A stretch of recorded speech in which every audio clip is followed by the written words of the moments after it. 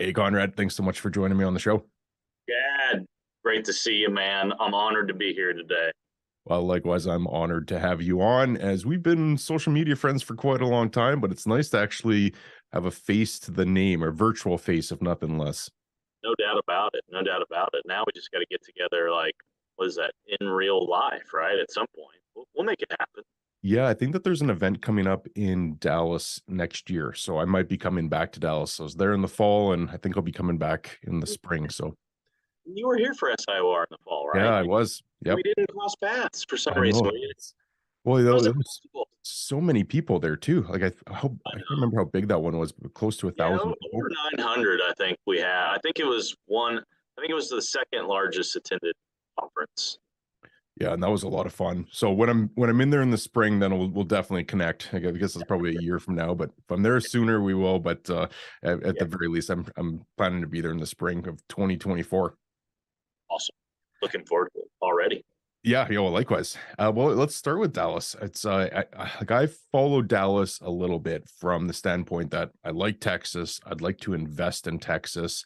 I've got a Sure. number of friends in the area now, and Dallas, from what I know, and you're the expert on this, but you guys have 70 million square feet currently under development, just crossed 1 billion square feet in total inventory. Am I off on any of those numbers, or tell me more of the story about Dallas? Well, I'll tell you what, you're damn close. Like, I mean, it's there could be 1 billion feet, it could be 975 million. I mean, who knows? I mean, that's close, and the 70 million feet is really close as well. Some guys are saying it's closer to 60. My last report, I think it was roughly about 65 million. So what's driving that much? Is it just the spillover from the massive run up in e-commerce demand, and now Dallas looks like a pretty good market for those that don't want to be in on a port market, but for an Right, inland market to be leading the nation, perhaps leading the world in terms of how much is actively in one market under right, development. What's right. driven that demand in Dallas? Well, there's a few factors. Which actually, the first thing I'm going to ask you is like, so when are you moving here? If I could get a permanent visa, I think I'd be on a quick flight. Well, you got to watch our Dallas Stars. I mean, we're in the Western Conference Finals now, right? I mean, you got to be a hockey guy if you're in Canada, aren't you? Hockey guy. Well, I was a Cowboys fan too. I got to see a Cowboys game when I was there. So yeah, there's a lot to be excited about in Dallas. Yeah, for sure. But going back to your question, and we're obviously here to talk real estate. There's a few factors. I mean, obviously, one of the biggest things that's happening in Dallas Fort Worth right now is just net migration, right? I mean, there's 350 people that move here every single day. So, you add just the population growth trend that we're on, and that obviously all those products that have to be delivered somewhere, you know, um, that growth of population, people are wanting to get close to those people, right? So from a logistics standpoint, Dallas Fort Worth makes all the sense in the world because it's in the middle of the United States. Secondly, it's got a world-class airport. Sometimes it's the world's largest or busiest or whatever. I think them in Atlanta and a few other places battle for that top spot. Secondly, the pro-business environment of Texas, right? We've seen a mass exodus out of both coasts. A lot on the East Coast seems to be migrating towards Florida, whereas the West Coast kind of seems to be migrating towards Texas, right? Um, so you factor all those things, and obviously Dallas makes a lot of sense from a logistics perspective. It comes out it's the number one ranked investment market in the world. In some publications, right? So what does that do? That drives capital here, right? Everybody now, Dallas all of a sudden is now the sexy. We're spoken in the same breath as New York City and LA, where I think people always locally thought we were in the same breath, and now I think people globally are thinking of Dallas now in that same breath. Um, and then you also have the mass exodus of manufacturing out of China, right? And so manufacturing coming back to the United States, but also if it's not coming back to the U.S., then you have it going to Mexico, and obviously Mexico's directly to our south. Within a day's truck drive from all those border manufacturing cities, your final product can be in your distribution center here to DFW and then on to your final customer, and or finished or raw materials stored here and then shipped down to Mexico to then be assembled. So it's a lot of those factors that have all kind of come together at once. And then obviously, we talk about the growth of e-commerce, which to me, it's kind of still in its infancy, because e-commerce only accounts for roughly 15% of all retail sales, right? I mean, it's only going to continue to grow. It's never going to be 100%.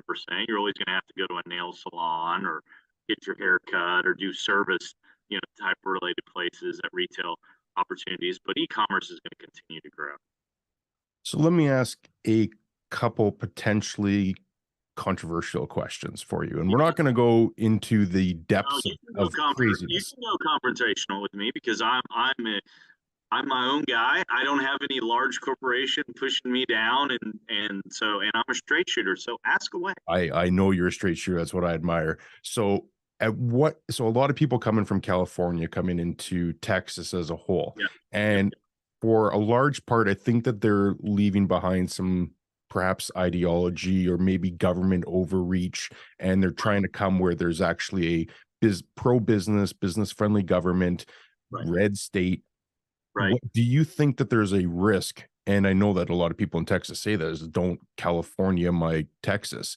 Do you think there's a risk with that many people coming in that political landscape starts to shift and you lose that advantage of being a pro-business state because you have all these imports from California?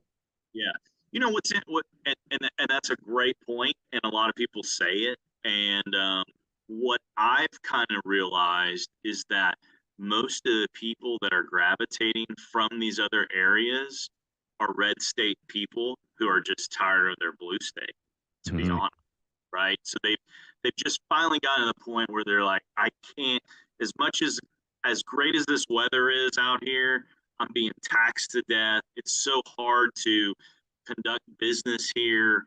The regulatory side of it is overbearing, and these CEOs are picking up and moving their companies to Texas. And the beauty of where we're located is within a 2.5 to 3 hour flight, you can be on either coast, right? So that's the other nice thing about moving to Dallas and DFW. And I say this all the time. Listen, like, Dallas-Fort Worth is not the prettiest place on the world. There's no two ways around it, right? We don't have mountains. We don't have a beach. We got some lakes. We got a few trees, but it's nothing like insanely gorgeous. But within 2.5 to 3 hour flight, I can be anywhere in North America. And secondly, there's just no place in the world right now, I feel like, from an economic perspective, that I'd rather be doing business in than DFW. Like, it's so diversified here, unlike Houston and Austin, which are still great cities, but Houston is all oil and gas. Austin is all tech, right? So when those sectors are doing well, those cities thrive. But when they're not, they go the opposite direction. I mean, you look at downtown Austin right now, it's been exploding, and there's all this new office construction. Well, now there's 6 million square feet of Class A office space on the market in downtown Austin, right? Like, because work from home and all these tech companies just realizing like they can't get their people back to the office. Now they've flooded the market with all this office space, and there's no other corporations that are going to pick it up because they're all in that tech sector, right? Versus DFW, which has logistics, manufacturing. We have 2 airlines headquartered here, Southwest and American. Burlington Northern, the railroad companies based here in Texas. Most of the insurance and banking is all here. So we're just very well insulated and recession proof here.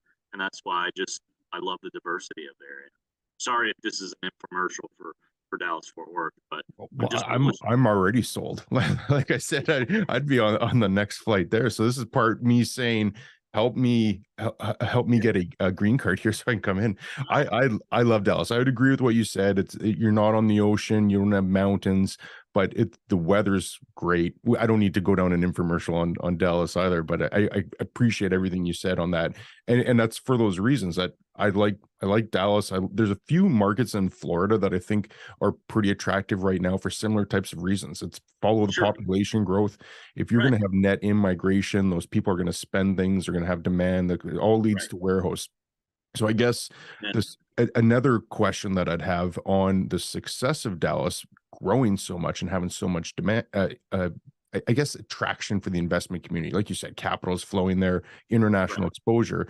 You have 70 or 65 million square feet of space coming on the market that isn't spoken for. What happens if we do see some downward pressure on the economy at the same time you see this dramatic increase in inventory? Sure. And you know, it's funny. I'm going to post something tomorrow on my social about kind of infill versus, I'm calling out infield. I'm changing the word. I'm going infield, right? Because it's a field and we're playing baseball, or outfield, right? So you're either one of the two, because I didn't feel like outfield just didn't sound right. Doesn't Like, roll so off the tongue. no. So I'm like, infield or outfield. That's what we're playing with now, right? So I started digging into those numbers about the 65 million square feet, and 44 million of that is on the perimeter or the tertiary, what I would call outfield of DFW. Okay. So again, another reason for that number, that's why it's so high, is one, we have abundant land. We're not landlocked, right? We can continue to grow out, unlike, you know, California, which you got an ocean or you got mountains or whatever the restrictions are. We don't really have those here. So the vast majority, or 70% of all the new construction that's coming out of the ground, is around the perimeter. Okay. Infill is what's my number here? 18.7 million. So very little on the infill, and infill today. And then I separated the submarkets and I was like, what's the true vacancy of infill versus outfill, right? Or infilled, right? We're going back to that word. So DFW as a whole is 5.5% vacancy rate today. Okay. We used to think 8% was crushing it.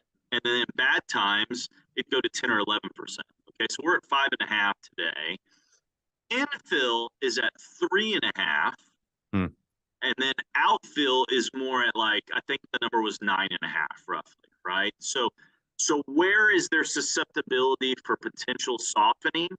And there's going to be some. There's two areas that to me are overbuilt. And so we might have some lease rate, you know, concessions and lower comps happen in those areas. But when you're also gobbling up, you know, 30 to 45 million feet of positive net absorption every year, you know, I don't think it's going to be sitting there that long, you know. But what I've noticed is on infill, I mean, lease rates have only gone one way.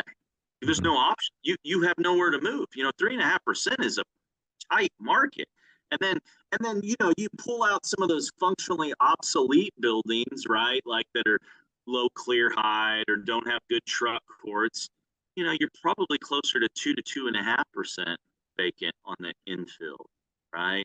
So in general, extremely healthy. There's going to be some areas that might soften from a lease rate perspective. But I also think if you read all the predictions, and because the development spigot of spec development's now been turned off, people are predicting that while vacancy rate might go up for the next 12 months, then I think it's going to start falling back down again because there's not enough product that's being delivered. It's crazy.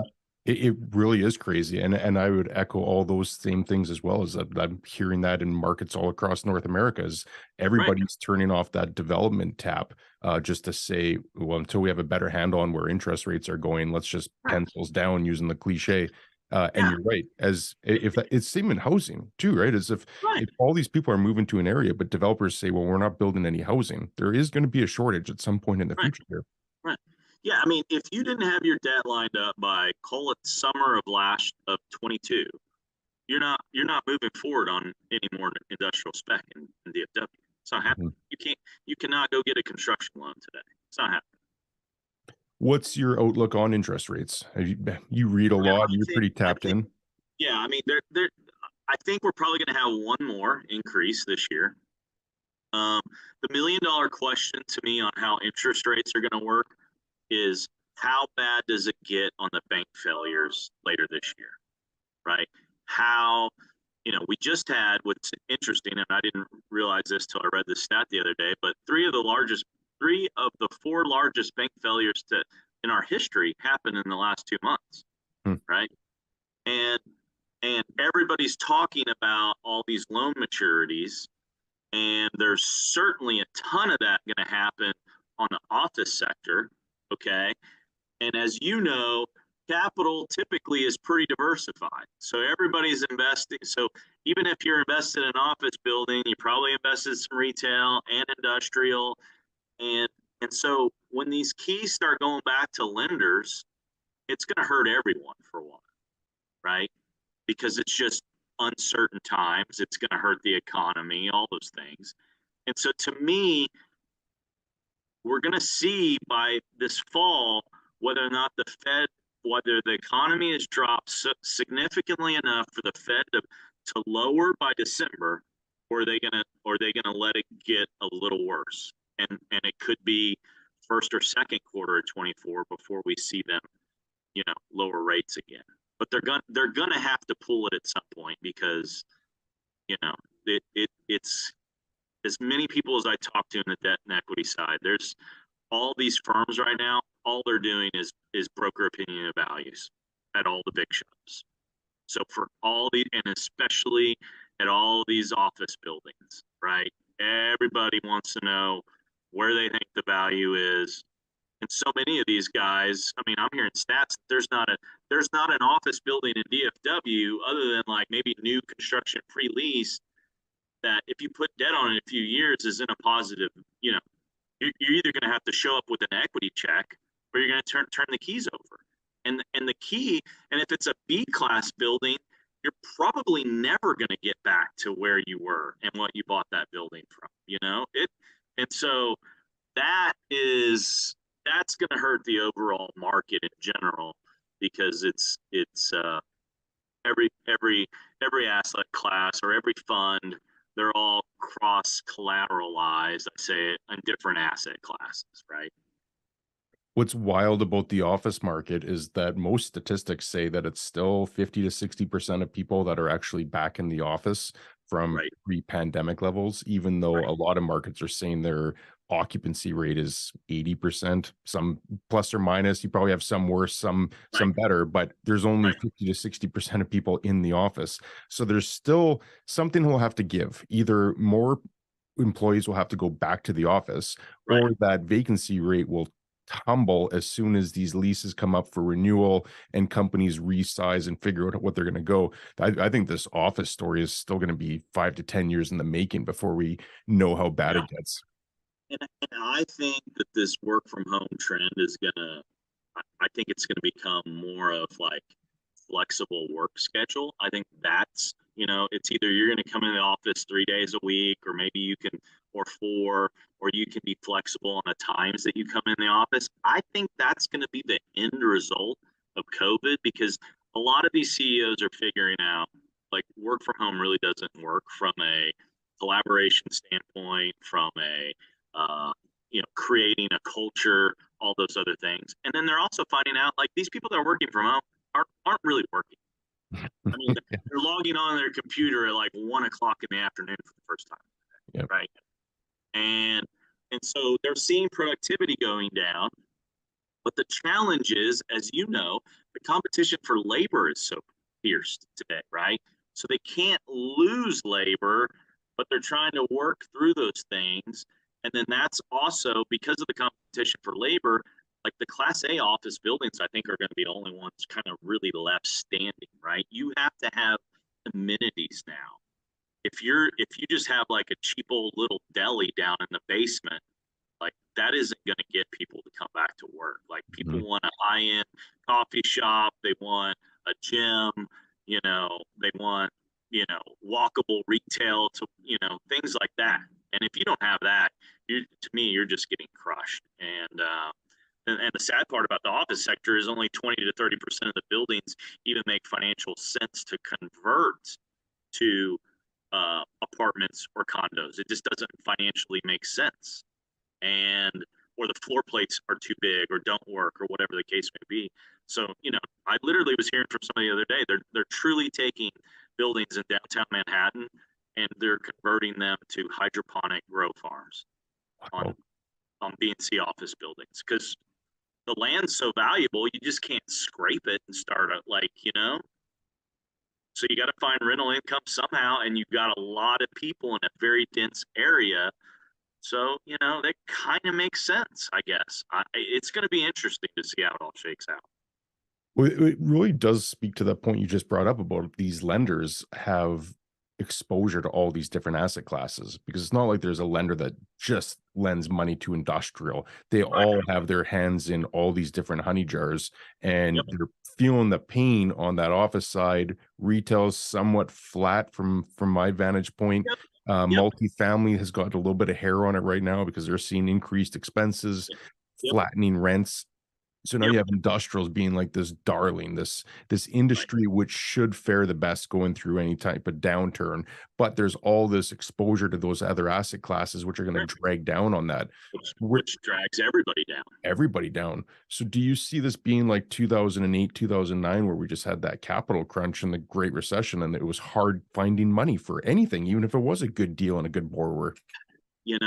It's interesting. There's so much talk about, we're going to have a soft landing. I don't think so. Like, I think it's going to get bloody. And I think the second half of this year is going to be peak bloodiness, maybe bleeding into early next year. I just think, unfortunately, because of the chaos that's in the office sector and all that debt maturing, and so much of it with regional banks who don't have the strongest balance sheets, right, or the staying power like a JP Morgan or something like that, right? I posted recently, like, there was a whole article that came out of what banks exposure to maturities was as a percent of their total assets of regional banks, and it was just like, my God, there's your list right there. If you want to short sell, right? Like, what do you want to short on? Those are the guys, right? I mean, or maybe the guys towards the end, once it hits really hard, but they still got good enough balance sheet, it might be time to then buy stock in those opportunities. And again, I'm not a lawyer or a financial, and this is not stock advice, but you get what I'm saying. Oh, I totally do. And I opine on those things all the time as well, with the full caveat that I have very little idea what I'm talking about.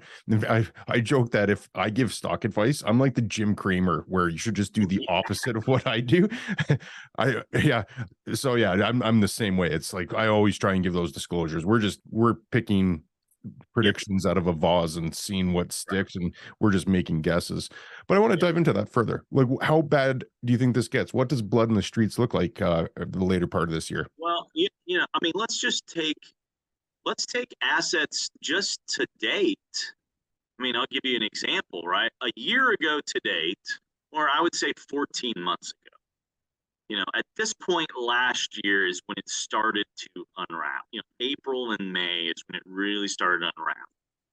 But if you went back to February or early March of 22, your cap rate on a Class A institutional deal here in Dallas Fort Worth was plus or minus 3%.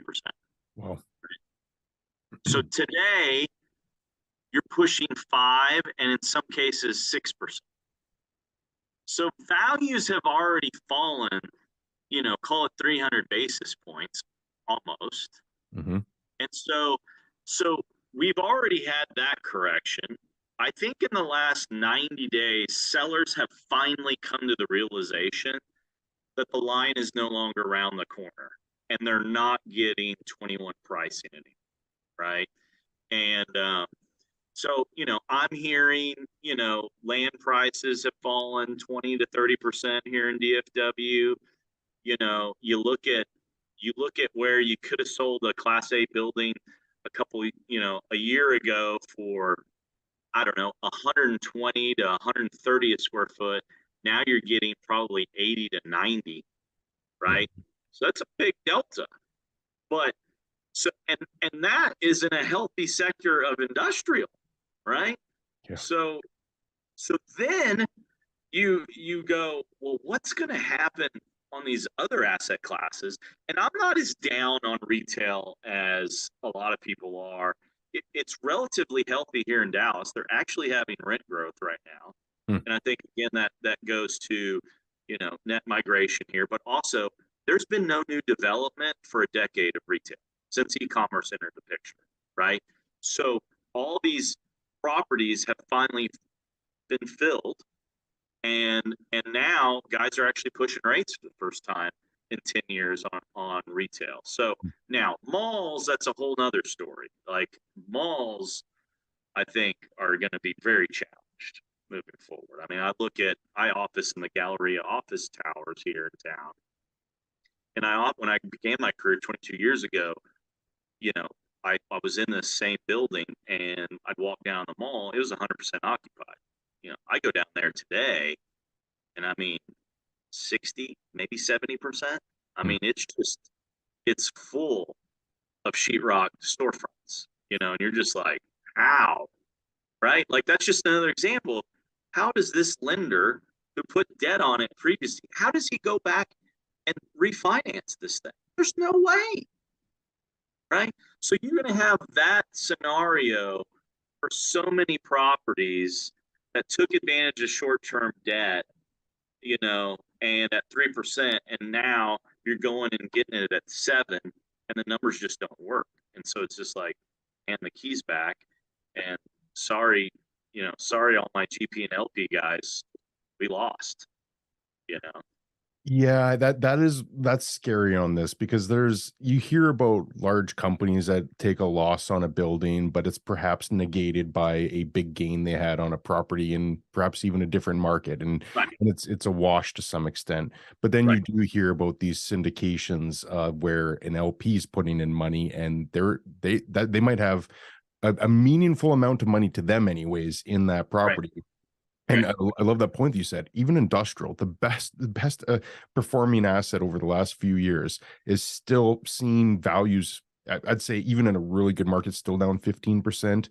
Some Yep, markets it might be 30%. right, That's the right, best asset class. Now you right. take retail, which flat, or in your case, you're seeing some growth. See office, which is just getting decimated. You start picturing all the value, all the money that's just evaporated. Paper money, Yes, however you want to look at it, but value in real estate has just evaporated in the last year, and that right. that should be concerning to anybody that's looking at just that wealth that's disappeared. Yeah, and so that goes back to just kind of uncertainty, right? Like Mm. uncertainty is the biggest thing that's freezing the capital markets right now. There's no stability in it, right? Because of all the rate hikes. I mean, we had literally 500 basis points in 1 year, of rate hikes, right? Yep. And nobody knew how to underwrite. Nobody knew what to solve to. Uh, Comps were far and few between, right? And it created this stalemate of like, I don't think we can do anything. And then you have guys like Prologis come out and say, we're not going vertical on any new speculative projects. Well, the only other thing that's kind of unfortunate in the commercial real estate world is the herd mentality, right? So they're the largest. Everybody else joins on. It's like, okay, well, if Prologis is doing it, we got to do it. We can't go forward anymore. So, um, yeah, man, interesting times ahead. I mean, it could be '09. It could be worse. I wish I could tell you that I have this crystal ball where it's not going to be as bad, but it could get bloody, and I think it's going to. Um, but again, I'm kind of extremely bullish on DFW in Texas. We're always the last one in, and we're always the first one out. Like I go back to '09, and I should have just taken the year off. I mean, I joke about it, but I should have literally just gotten in an RV and just drove and saw all of America for a year because nothing happened, right? I mean, it's just terrible from a production standpoint. The only thing you were doing was 1 year lease renewals. I mean, that's it, right? But by 2010, I made as much money in 2010 as I did in '07 and '08. Like the market was already back after just that year pause. Whereas if I was talking to guys in LA or New Jersey that were other SIORs doing the same thing I'm doing, they didn't really start seeing an uptick or a recovery till about 13, So you know? I think that probably answers the next question I had for you, but that's what I was on my mind as you were talking about that was what do you do if we do go into a period like that? What's your game? Well, actually, two parts. I'd love to Yeah, hear like what you're advising your clients to do, and yeah, also what as a broker, what do you do coming into an area where I agree with you. I think that there's a potential for it to be really ugly. How do you yeah. prepare for that? What do you do? Right. Well, and here's what's a little different about me, Chad, is I'm all things industrial, right? So whether that be doing tenant rep deals, whether it be representing landlords, whether it be putting together a few investment sales, I'm not out there handling the huge portfolios. There's guys that focus on that stuff, or doing, a little land sale or a little covered land play or whatever the case. I've always kept my business model diversified, but specialized within industrial, right? So even in bad times, there's always lease roll, right? Lease expirations always happen in downtimes. And so there's at least things to work on, and from a landlord perspective, you might have some vacancy and then, hopefully you do some leases here or there. And so you kind of tread water, you survive a little bit, right? Versus the capital markets guy has been crushing it for the last few years, and now he's not doing a whole lot, right? So, diverse to me, diversification is that a word? I think so. Sounds right Okay. to me, anyways. So we'll go with it. I'm a small town guy, so I'm trying to, but is the key of doing a little bit of everything, to keep busy during those down times. But I think also I look at the next 2 years for me personally, and at this stage in my career, as wealth generational, like generational wealth creation time, Mhm. right? Like the best buying opportunities are already starting to happen in the marketplace. I've seen portfolios trade where I'm like, man, the NOI on these things is vastly below market because we've had this run up of rate appreciation, right? And so you're buying it at a higher cap rate. You can't tell me over the next 3 to 5 years because it's infilled that you can't push lease rates higher. And then we all know that this game is cyclical and it will happen. Cap rates will go back down, and then you're going to cash out at a lower cap rate, right? And so I think, the way I'm positioning myself now is trying to align myself with capital guys where we can actively go and acquire industrial real estate over the next 2 years. That's what I'm doing. We do it in the, like, the GPLP model. Is that the You idea? got it. Yep. Yep. So what do you look for when you're targeting opportunities over the next year or two? I mean, exactly what I talked about. Buying below replacement cost, right? Which a lot of these deals are now trading for. Buying NOI that's maybe below market and hopefully has lease roll in the next 3 to 5 years, right? So you can push rates and then time the market where you exit at a lower cap rate than you bought it for. So to me, it's kind of more the value add. You also can go and look and try to maybe do covered land plays where you can do one or two things where they got lease roll in the next few years. You can push your lease rates, or you can say, hey, we're not renewing you. We're going to scrape this whole building and build brand new construction, right? And then get back into the development game once the cycle starts back again. Do you still find that there's a lot of capital on the sidelines with how much wealth has 100%. been eroded? It's still a lot out there.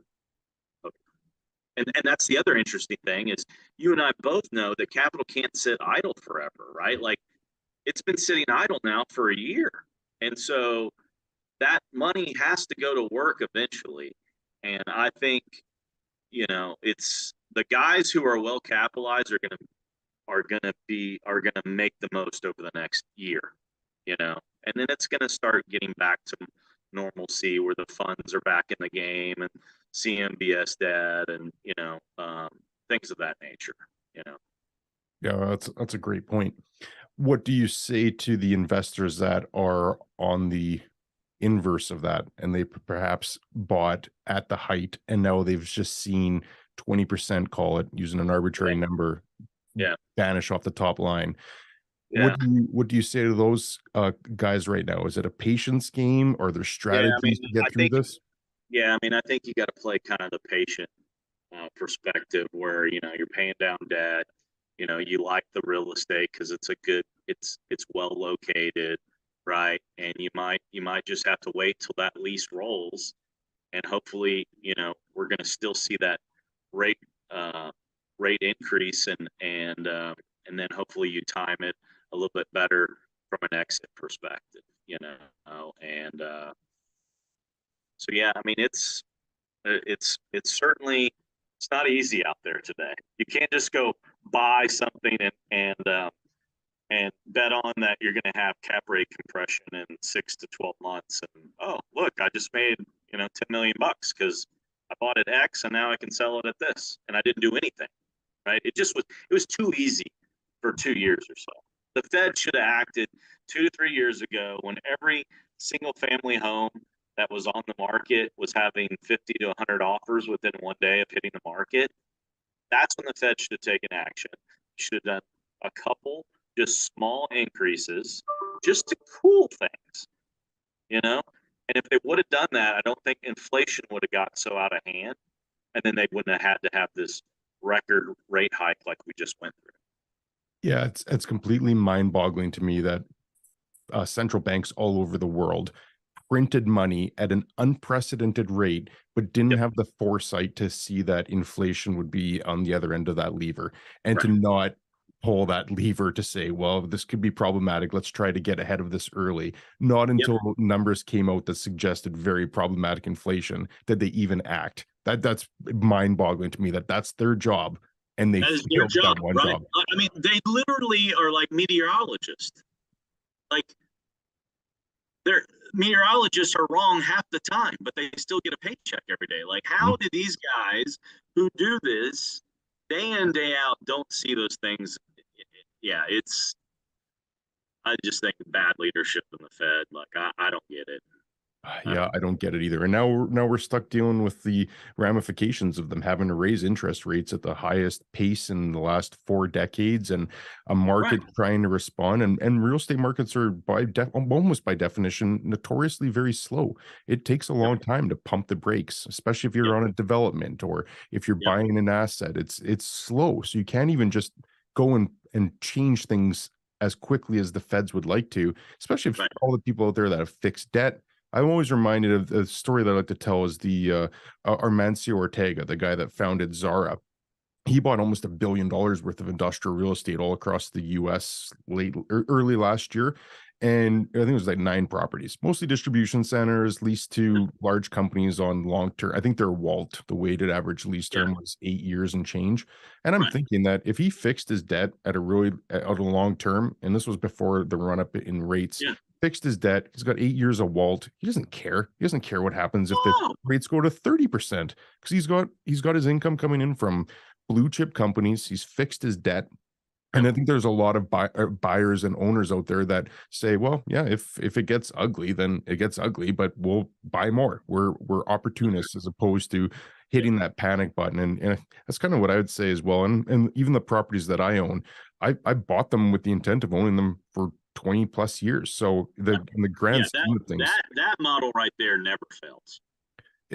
buy real estate and wait. It's That's it's right. not glamorous. It's not like Grant Cardone promising everyone's going to 10x their money next Yeah. year. But But I love the guy that, the old guy that buys a property that goes, well, I'm not really buying this for myself. I'm buying it for my grandkids, right? yeah, Like those, like if you have that type of patience, you're never gonna fail in real estate. yep. No, I agree. You know, And that's a tide. tried and tested formula is buy good real Yes, estate that you're comfortable owning for a long time and then hold it forever. that's It's not right. magical. No, Where it starts getting very complex and where all these nuances and intricacies come in is when people are trying to get rich quick. And that's where you just start running into all types of problems. So I'm with you. I'd much be much more comfortable investing with someone that said, let's look at this long term as opposed to trying to day trade real estate. yeah, So yeah, well said on that. Uh, I want to wrap up, I guess, just with two things. What's keeping you up at night, and that can be political. You can wade in wherever you want on this. Can be. We can talk Bud Light if you want. What's keeping you up at night, and then ending on something positive will be where do you see some opportunities. But let's start with what's keeping you up at night. What's scaring you in this market or in just this crazy world we're living in? yeah. I mean, to me, the thing that freezes commercial real estate is uncertainty, right? And so until you have stability, whether that's on interest rates being stable or the economy being stable or wars not going on in Ukraine or the geopolitical stuff we have with China now, right? I mean, there's a lot of external factors right now going into like where we are, you know, in this time period that we're in versus, you go back, I don't know, 2 3 years, right? And there just wasn't that instability. The Mhm. market, everything was doing fine. The economy was growing. We had no beef with China. There was no war in Ukraine. Everything was good. And now it's like everything's flipped. And because it's flipped, you've got uncertainty. And uncertainty creates hesitation, and hesitation percolates and just slows everything down. And so even in our tenant rep business or our landlord rep business, like we're seeing a slowdown. Now we're still on fire here. Historically, speaking, we got spoiled in 21 after COVID. But there's companies that I was talking to a year ago that were thinking about expanding. Now they're like, you know what? With everything going on, we should probably just renew. Let's not really look at going and taking more, capital expense on, right? And so to me, that's the biggest thing that I'd like to see cured over the next year is just a little better stability. Um, you know, I don't want to get on the political rant because I could go forever on that stuff. So I'll just leave that one alone. But there's but Mexico is going to be the United States and even Canada's probably biggest trading partner over the next 25 years. And we've got to figure out a better immigration system. There's Mhm. just no two ways around it, right? And because they're becoming the next China, and we've got to figure out how to solve a lot of the labor problems and immigration and all those other things. And I just think right now we're doing a very poor job of that, and that has to be corrected on both sides of the aisle.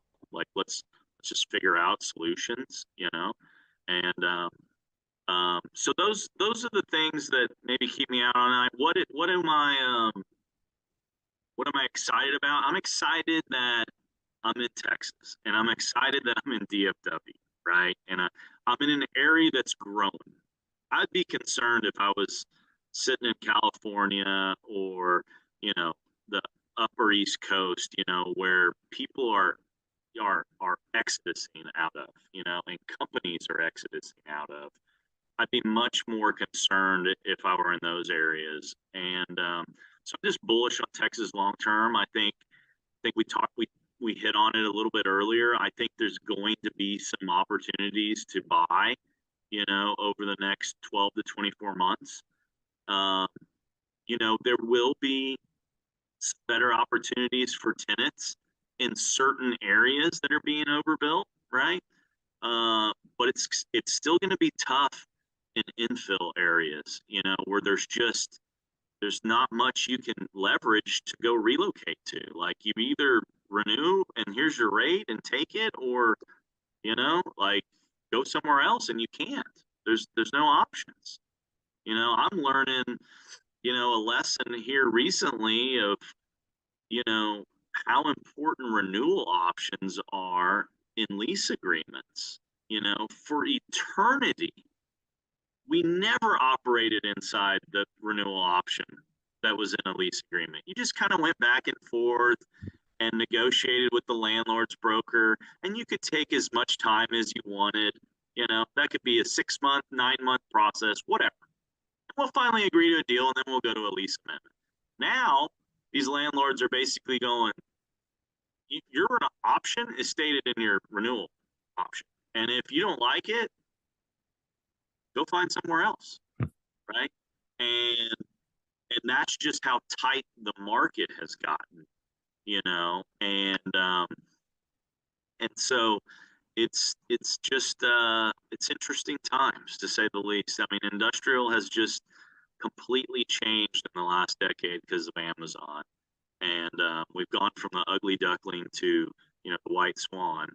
And everybody that laughed at me when I got in the business 22 years ago, telling me I should be an office broker or retail broker, now is wanting to get back in industrial. So I think I made the right decision, Chad. It's so funny because I started 18 years ago and it was the same thing. Nobody knew what industrial real estate was out of a small group of people, and your friends Right. and family are wondering what you're even doing. And now you look back on it and you think, how fortunate were we to actually get into an industry that's performing how it is right now? And for me, I moved to Dallas Fort Worth. I'm from Texas, but I'm not from Dallas Fort Worth. I moved here and I had zero connections. And for me, it just felt like the industrial sector was just a little more of like where I came from, small town Texas, Roll up more your sleeves. collar, Yep. more, look a man in the eye, shake his hand and get a deal done versus, a 20-page legal document. And so it just always fit me better. And, the other thing that's been interesting is, I would tell you, even probably as as um, as quickly as 5 years ago, or as recent as 5 years ago, I should say, like kids coming out of school never wanted to get an industrial. Like if you got an industrial, like that was because nobody else would hire you in office or retail, right? Like you were, or you just weren't a well-connected kid, right? Which I wasn't. And so now you have all these kids coming out, and the first thing they come out of their mouth is like, "Oh, I want to be industrial." Like that's, And for the first time, the kids coming out of school now have bought online their entire lives. Mhm. They don't go to malls and shop anymore. They go to Amazon. They go to wherever their e-commerce site is, and they buy their stuff, and it's shipped to their house. And if it doesn't fit, send it back. Right. Mhm. So they now get e-commerce big time, and I think they obviously hear a lot of the hype, in their college. But it's just so interesting to hear these kids gush about industrial now, where that never happened even as recent as 5 years ago. I would echo those completely, and I'm fortunate I get to have a number of younger college kids reach out and say, "Well, what can I do to get into this?" And that Right. conversation wouldn't have happened, like you said, 5 years ago, never would have happened. But there's an intrigue with industrial, and I think it's also shaken that image it's had of being like that dirty old Yeah. factory or like a mechanic Right. shop. And that Right. now when people see like a 2 million square foot distribution center and they hear about all the robotics and everything Yeah. that goes into it, all of a sudden that sounds cool. So I Right. think it's become a lot more prominent in people's minds, but it's also just has gotten cooler, which plays well for 100%. the industry. 100%. 100%. Yeah, I agree. I'm gonna need to get you back on for another episode sometime, maybe in the fall, because part of what I wanted to discuss, and we just went through an hour so quickly, is I wanted to get into your story on coming from a small town, going into a massive Yeah. market, going into industrial when very few people knew it, and how you succeeded, and what you perhaps wish you knew when you're younger, and what you'd recommend to other Yeah. people. So if you're up for it, I'd love to Yeah. continue this I, conversation in the fall. I'd love to do it, Chad. I'd love to do it. So we'll just have to have them tune in for part 2. Well, right? for part two, we'll do live because I wanted to get you on, but as crazy as the calendar is, I'm actually booked until the fall, so we might even have That's awesome. to Well, let's book something. yeah, we'll get it on the books now. Love that. Okay, I'll send you my calendar link, and yeah, I think it's booking into late September, maybe early October now. Yeah, So I'll send that to you and just book whenever day works for you. love it. Love it. And then for this one, posting it on Saturday, I'll make sure I include links to your LinkedIn, big LinkedIn Sure. guy, big Twitter guy. So I'll include those, link to your website. Yeah. Anything else in there? Are those the three best? Yeah. Absolutely. Absolutely.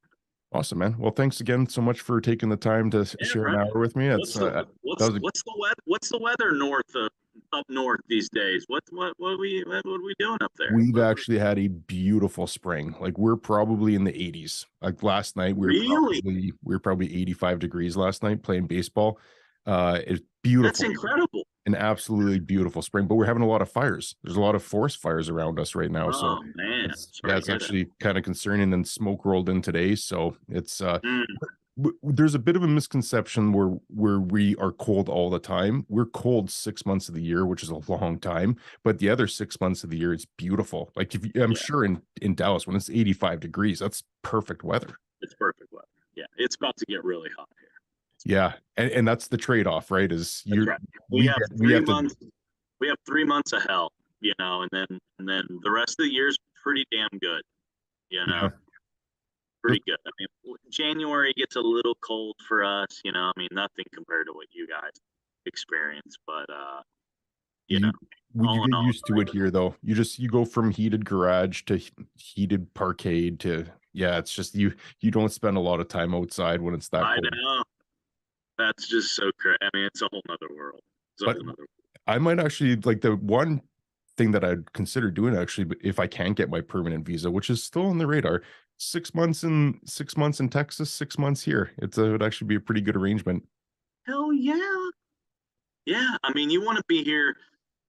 Like my dream, I tell everybody, this is my dream. I want to live in Colorado from Memorial Day to Labor Day. Okay, Mm, yep.